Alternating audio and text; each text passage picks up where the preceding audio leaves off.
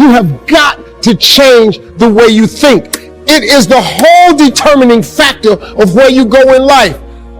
We are all where we are today because we thought ourselves to this position. If you don't like the position, think yourself out of it.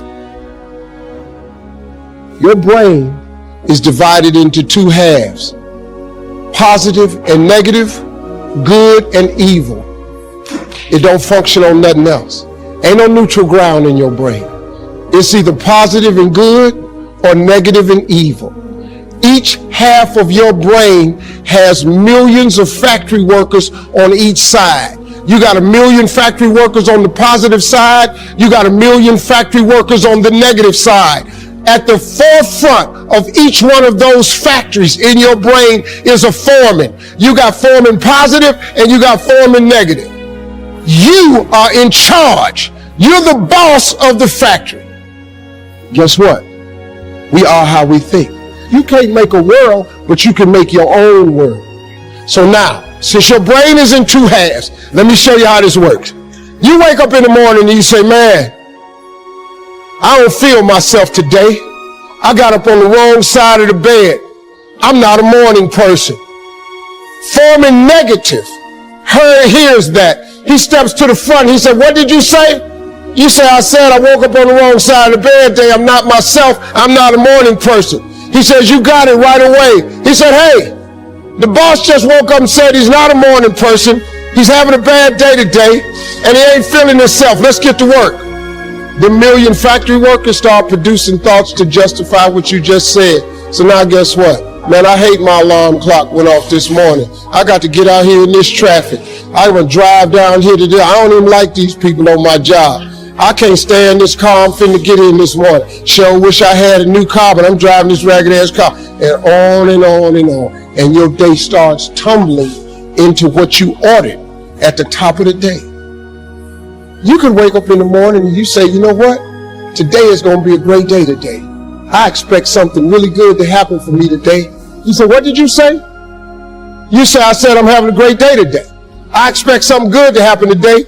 Foreman positive turns around and goes, all right, let me have your attention. Steve's having a great day today. He's expecting some wonderful things to happen. And man, let's get it going. And they start manufacturing thoughts. Same brain. Man, I can't wait to go to work today. It may not be the job I want, but at least I got a job. I'm so grateful I got a car to drive to work today. Hey man, at least I got a check coming in. I appreciate the fact that I don't have a car, but at least I can walk to the train. Man, this is going to be great today. That's how your mind works 24/7. It never turns off. Change your attitude, you change your altitude. It all depends on how you look at it. Our lives are mostly affected by the way we think things are, not the way they are. The way we think they are affects us most. And Shoaib taught me that the mind is like a factory, a mental factory.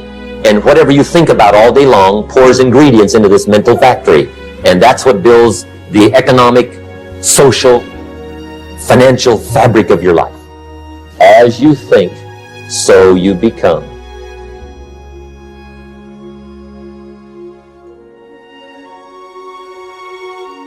I was so sick of myself. I was so bored in my life, man. I was so tired of being mediocre. You ever say to yourself, man, it's got to be more to my life than this? If you've ever said that, that's because it is. If normal is getting on your nerves, then you got to change something. Being mediocre was driving me crazy. Poverty, I was sick of it. You can protect yourself from negativity. And that's what stops most people, negative thoughts. You can coat your mind from negativity. It's a real simple exercise to do. I do it every morning before I walk out the door. So I walk out as a positive person. You know, I get tired sometimes. That's different from being negative because I get mentally drained from my job at times. But to coat your mind from negativity, the way you can put a coating around your mind is with one simple thing: gratitude. Gratitude erases negativity. I'm gonna show you how this works. If you wake up in the morning, you start having negative thoughts. Man, this ain't my day. I woke up on the wrong side of the bed. I'm tripping, I just don't feel myself. Every time you feel, in the middle of the day, if you feel yourself doing that, stop, just stop for a second. And start going over in your mind everything you have to be grateful for. Not everything you want, everything you already have. Because what you have is substantial. You just haven't gone over the list and taken inventory in a long time. But the fact that you can walk, that's a blessing. The fact that you woke up, that's another blessing. The fact that you can see, think, reason, that's another blessing. The fact that you can go somewhere and get yourself something to eat, that's another blessing. The fact that you can go and turn the key and call someplace home, that's another blessing. The ability to dream is a blessing. The fact that you have an opportunity to get it right is another blessing. The fact that you're beautiful, that's another blessing. The fact that you have any measure of health, that's another blessing. And I'm just talking to you, I don't even know you. I could give you 50 things you ought to be grateful for right now. I don't even know you. Start coating your mind with gratitude. It'll change everything for you. So we've all got to have a philosophy about activity. Because your philosophy of activity will affect the rest of your life. Not to think so is naive.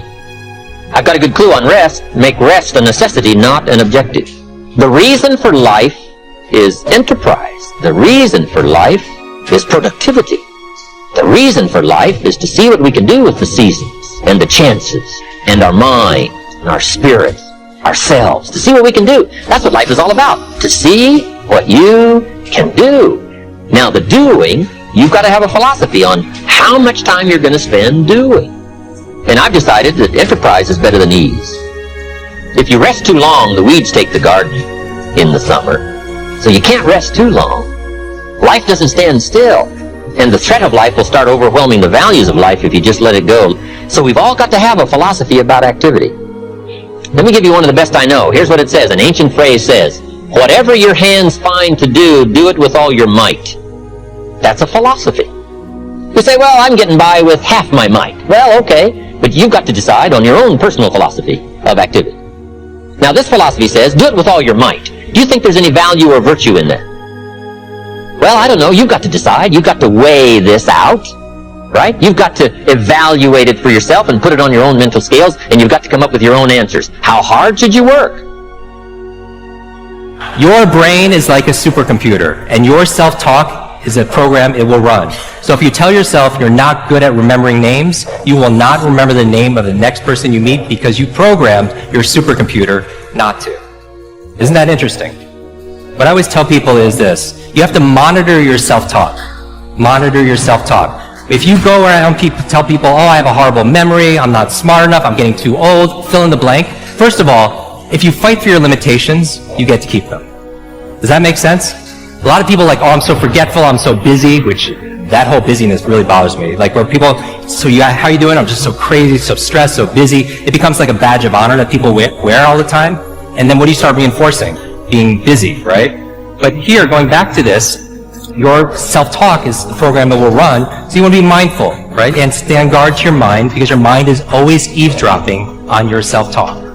Your mind is always eavesdropping on your self-talk.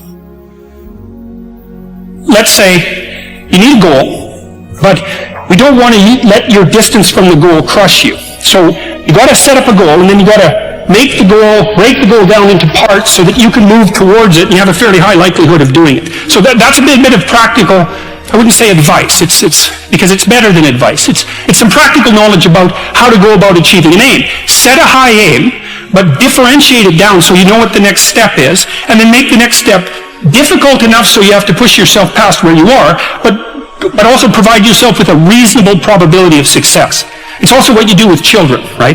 You want to push them because they need to grow up and be more than they are, right? But you don't want to crush them with constant failure. So what you do is aim high and make the goal difficult but proximal. It's very important for you to believe that you are the one to make this happen. I remember this high school teacher, Mr. Leroy Washington, at the end of school one June, it was just a few days before we were supposed to leave, and I just got my report card. And it indicated that I'd failed history, and I'd failed English, and I would have to go to summer school. And I was feeling within myself that I was a failure, that I'm slower than most people in getting paperwork, and I was feeling down on myself and very negative.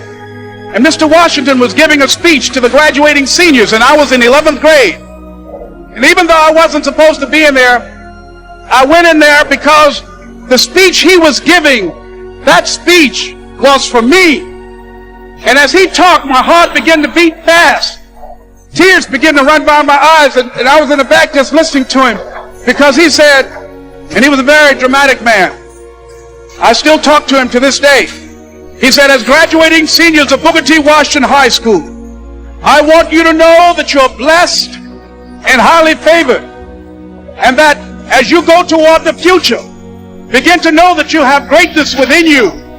And if just one of you here begin to envision yourselves as being blessed and highly favored to reach your goals, if just one of you capture the essence of what that means, that you have greatness within you and a responsibility to manifest that greatness, that you can make your parents proud, you can make your school proud, you can touch millions of people's lives, and the world will never be the same again because you came this way. And the students gave him a rousing standing ovation. And as he left the auditorium, I ran down the steps and I caught him in the parking lot. I said, Mr. Washington? He said, yes. I said, do you remember me, sir? He said, no. I said, my name is Leslie Brown. My mother, she works in the cafeteria here. I'm one of the twins, Leslie and Wesley. I said, Mr. Washington, but you know, I got these big dreams. I like talking to people. I love people. I said, I want to work with people, and I got this dream of buying my mama a home. Could I do that, Mr. Washington? He said, it's possible, Mr. Brown. And as he walked away, I called him again. I said, Mr. Washington? He said, what do you want now? I said,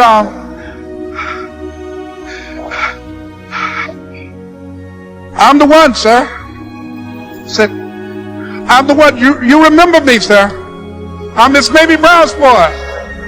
I'm the one. Disgust says, I have had it.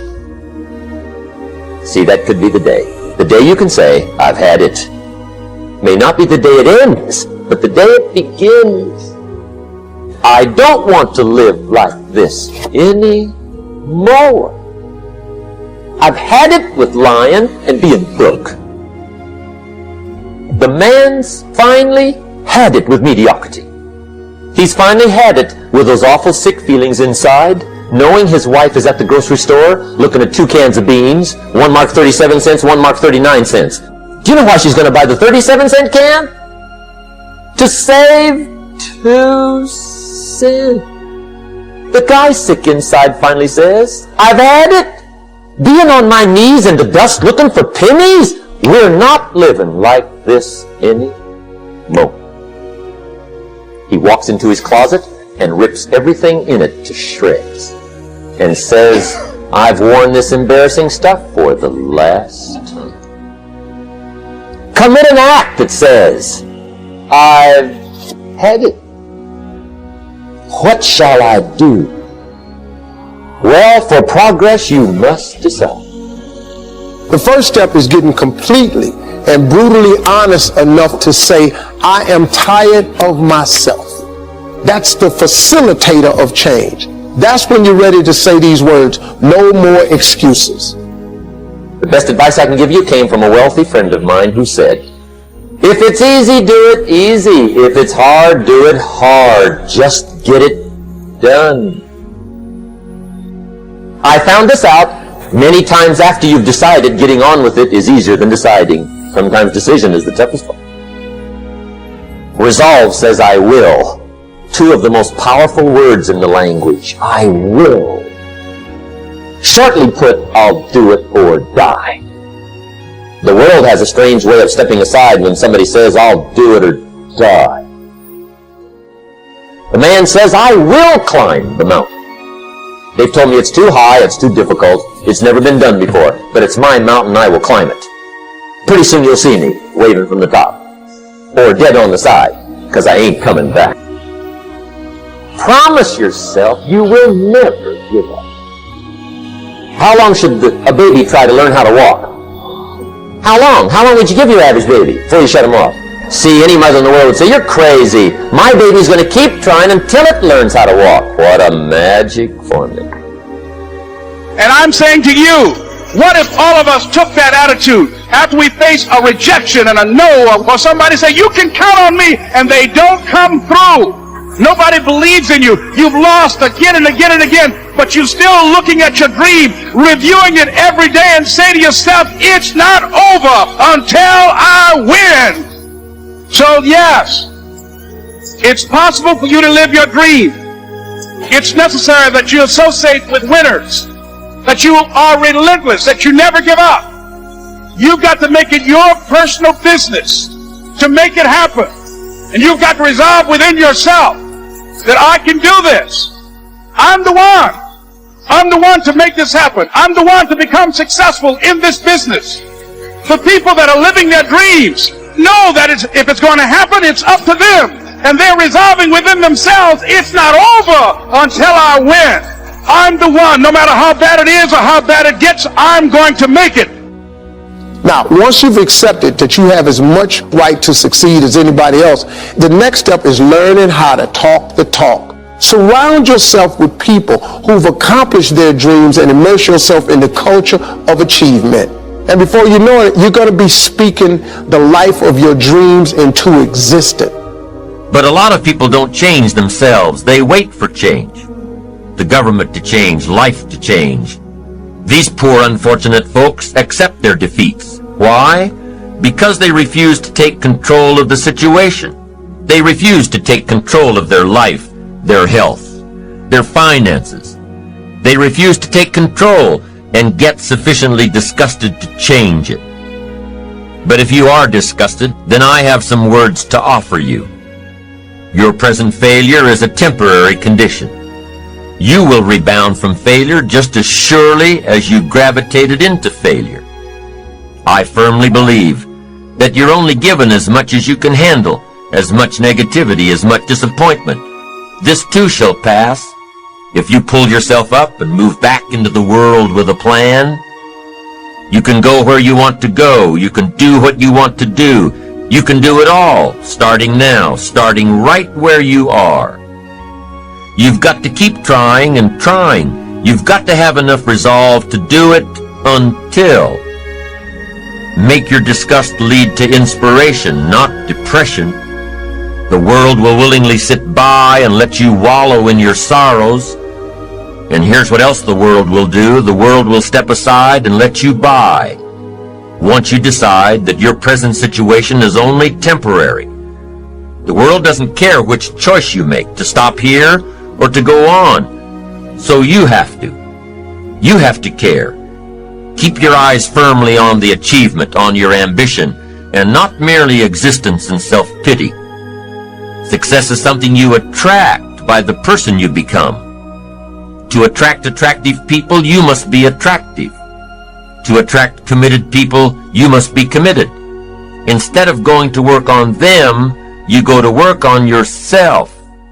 And if you become, you can attract. The key is to make yourself attractive. The key is to make yourself skillful, powerful, unique, sophisticated, in control, healthy. The whole key really to the future is personal development.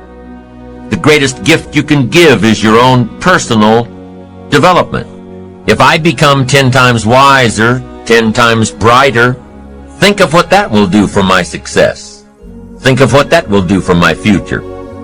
And the only way to make a better and better investment in your future is to become better and wiser and more competent. And the more attractive you are, the more you attract success. Self-investment attracts success. That's powerful.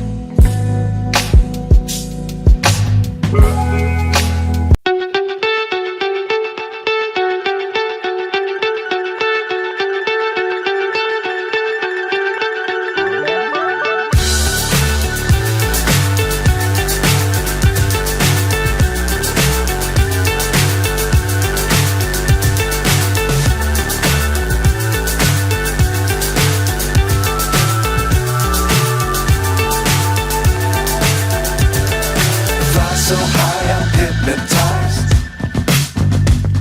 What's up is down, what's left is right. Chasing stars and holding you. I can't see the end, but we'll see it through.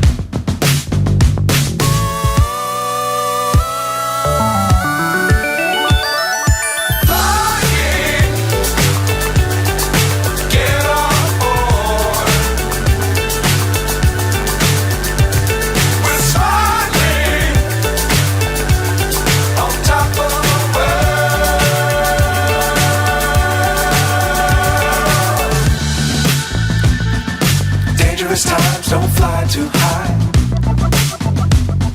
Be sure to keep the ground in sight. Fly forever if you keep it tight. Love the world but keep the sky on your mind.